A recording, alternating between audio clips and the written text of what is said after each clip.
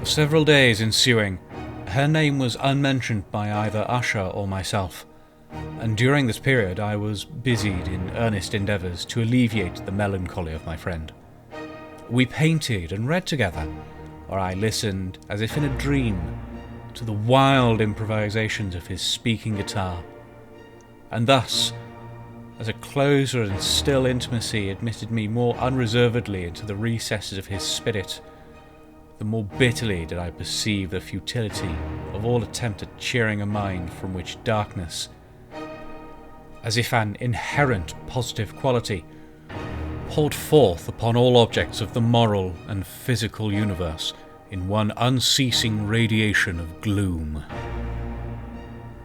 I shall ever bear about me a memory of the many solemn hours I thus spent alone with the master of the House of Usher.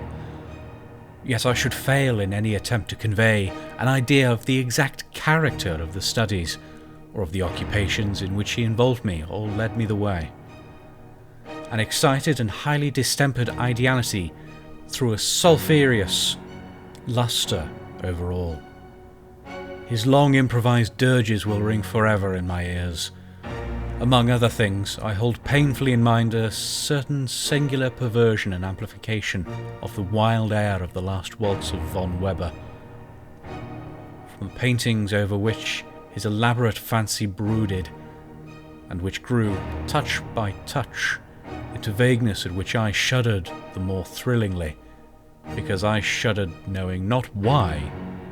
From these paintings, vivid as their images now are before me, I would in vain endeavour to induce more than a small portion which should lie within the compass of merely written words.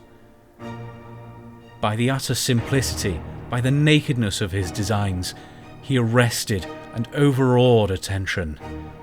If ever mortal painted an idea, that mortal was Roderick Usher. For me at least, in the circumstances then surrounding me, there arose out of the pure abstractions which the hypochondriac contrived to throw upon his canvas an intensity of intolerable awe, no shadow of which felt I ever yet in the contemplation of the certainly glowing, yet too concrete reveries of Fuseli. One of the phantasmagoric conceptions of my friend, partaking not so rigidly of the spirit of extraction, may be shadowed forth, although feebly, in words. A small picture presented the interior of an immensely long and rectangular tunnel or vault, with low walls, smooth, white, and without interruption or device. Certain accessory points of the design served well to convey the idea that this excavation lay at an exceeding depth below the surface of the earth. No outlet was observed in any portion of its vast extent, and no torch or other artificial source of light was discernible. Yet a flood of intense rays rolled throughout, and bathed the whole in a ghastly and inappropriate splendour. I have just spoken of that morbid condition of the auditory nerve which rendered all music intolerable to the sufferer, with the exception of certain effects of stringed instruments.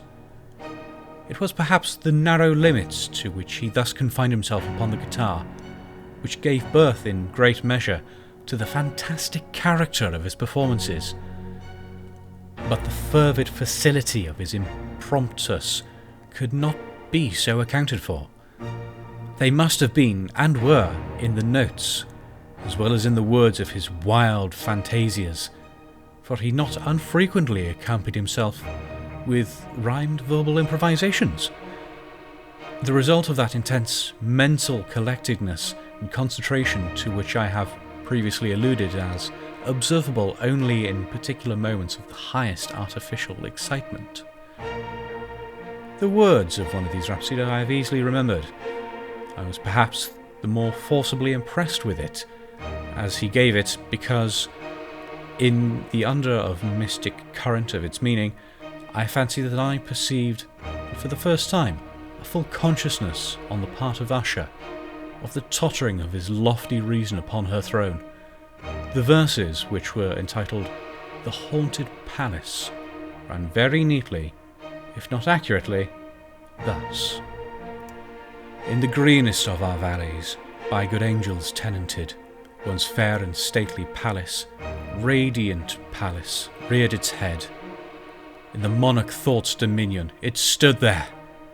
Never seraph spread a pinion over fabric half so fair. Banners yellow, glorious, golden, on its roof did float and flow. This, all this, was in the olden time long ago. And every gentle air that dallied in that sweet day along the ramparts plumed and pallid, a winged odour went away.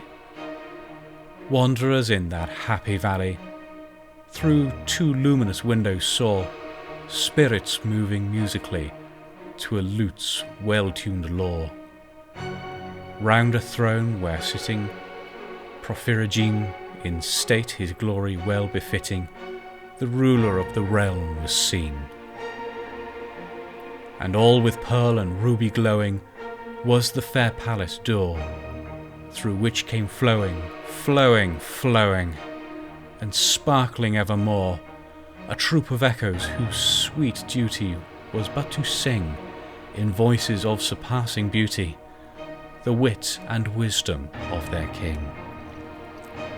But evil things in robes of sorrow assailed the monarch's high estate. Ah, let us mourn, for ever morrow shall dawn upon him desolate, and round about his home the glory that blushed and bloomed is but a dim remembered story of the old time entombed. And travellers now within that valley, through the red litten windows see vast forms that move fantastically to a discordant melody, while, like rapid ghastly river, through the pale door a hideous throng rush out forever, and laugh, but smile no more. I well remember that suggestions rising from this ballad led us into a train of thought wherein there became manifest an opinion of Usher's which I mentioned not so much on account of its novelty, for other men have thought thus, as on account of the pertinacity with which he maintained it. This opinion, in its general form, was that of the sentience of all vegetable things. But in his disordered fancy, the idea had assumed a more daring character, and trespassed, under certain conditions, upon the kingdom of inorganisation. I lack words to express the full extent, or the earnest abandon of his persuasion. The belief, however, was connected, as I have previously hinted, with the grey stones of the home of his forefathers. The conditions of the sentience had been here, he imagined, fulfilled in the method of collocation of these stones. In the order of their arrangement, as well as that of the many fungi which overspread them, and of the decayed trees which stood around, above all, in the long undisturbed endurance of this arrangement, and its reduplication in the still waters of the Tarn. Its evidence, the evidence of the sentience, was to be seen, he said, and here I started as he spoke, in the gradual yet certain condensation of an atmosphere of their own about the waters and the walls. The result was discoverable, he added, in that silent yet importunate and terrible influence which for centuries had moulded the destinies of his family, and which made him what I now saw him, what he was. Such opinions need no comment, and I will make none. Our books, the books which for years had formed no small portion of the mental existence of the invalid, were, as might be supposed, in strict keeping with this character of phantasm. We pored together over such works as the Vervet et Chartres of Gresset, the Belphegor of Machiavelli, the Heaven and Hell of Swedenborg, the Subterranean Voyage of Nicholas Klim by Holberg, the Chiromancy of Robert Flood, of Jean d'Indagine and of Delechambre, the journey into the blue distance of Tieck, and the city of the sun of Campanella. One favourite volume was a small octavo edition of the Directorium Inquisitorium by the Dominican Aymeric de Ginori, and there were passages of Pomponius Mela about the old African satyrs and Agapans, over which Usher would sit dreaming for hours